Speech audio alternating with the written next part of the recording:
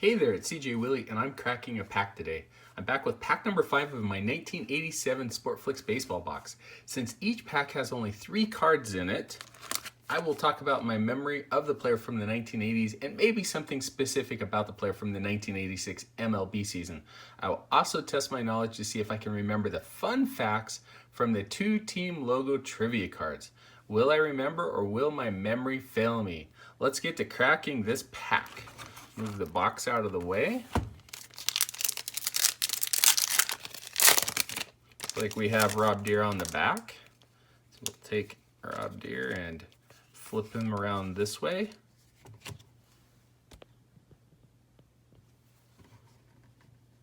All right, let's start with the team logo cards.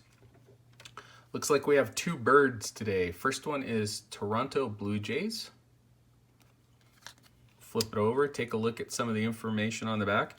It has the Toronto Blue Jays team season records. So since the Blue Jays came into existence in 1977, most of their records are going to be set in the modern era. Just taking a look at it, when this card came out in 1986, Lloyd Moseby led the team with a .315 batting average. In 1983, home runs was 40 by Jesse Barfield in 1986. Also in 1986, Jesse Barfield led the team in RBI with 108. ERA, Dave Stieb set the record in 1985 with 2.48. Stieb also holds the record for strikeouts in complete games. Tom Henke set the record with 27 in 1986. In the modern era, I'm pretty sure most of those records have fallen as well. Next up is my favorite team, the St. Louis Cardinals. So on the back of theirs, it's their team hitting leaders. This card covers the team hitting leaders from 1986 all the way back to 1977. When they went to the World Series in 1985, Willie McGee led the team in batting average with a .353 mark. Jack Clark led the team in home runs with 22. And Tommy Herr led the team in RBIs with 110. Herr hit less than 10 home runs that year. In 1982, when the Cardinals won the World Series, Lonnie Smith led the team in batting average with 307. George Hendrick led the team in home runs with 19 and also RBI with 104. Our very first player looks like the collation is not that great in that our first player today is Darryl Strawberry. He was covered in our last pack. In fact, he was the best card out of the pack.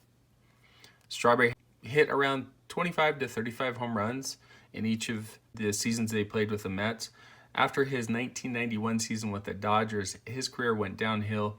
Bounced around with the Dodgers, the Giants, and the Yankees, but he was part of some of the Yankees World Series winning teams in the late 90s. After Darryl Strawberry, we have, looks like a Boston Red Sox pitcher, and I don't know, I was off. It's one of the TriStars. So it looks like it's got Teddy Higuera, I'm not sure on the Boston Red Sox pitcher, and Jack Morris. So flipping it over, it covers Roger Clemens, Teddy Higuera, and Jack Morris.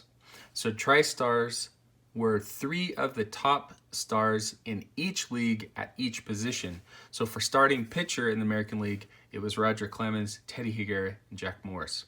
And then our final card out of the pack, it's interesting that Sportflics calls these superstars. We have Rob Deere. Now, Rob Deere definitely hit a lot of home runs, but Rob Deere struck out a ton. He came up originally with the Giants, moved on to the Brewers. His first year with the Brewers, 33 home runs, 86 RBI, but a .232 batting average. At least on the back of the Sportflics cards, Rob Deere has saved a little bit of embarrassment because it doesn't show his strikeout rates, but Rob Deere typically led the American League in strikeouts every year, around 170 to 190. He didn't ever break the 200 barrier, but got pretty close. He was a player that could hit the ball a country mile, but making contact was not necessarily his strong suit. So since we've already featured Darryl Strawberry, and my favorite card of the pack are the TriStar cards. There is a TriStar card in each league for each position player. This one features the 3 starting pitchers. In the 1986 season, all 3 of these players were really great. Roger Clemens had a Cy Young year, 24-4. He also had a game against the Mariners where he set a major league record, striking out 20 batters in one game. Teddy Higuera had a 20-11 record with a 2.79 ERA and was the face of the Brewers starting rotation from 86 through 1990 before injuries ruined his career. And then Jack Morris on this particular card is the only Hall of Famer in the group, although Roger Clemens probably is going to get in this year or next year. Morris had a record of 21-8 with a 3.27 ERA, and then in the 1980s, Morris was known as the most dominant pitcher. Anyway, hope you enjoyed the video. If you did like it, please subscribe and share. Also share with me in the comments what your favorite card or what you thought was the best card in the pack. Until next time when I'm back to crack pack number 6 in my 1987 Sportflics baseball box.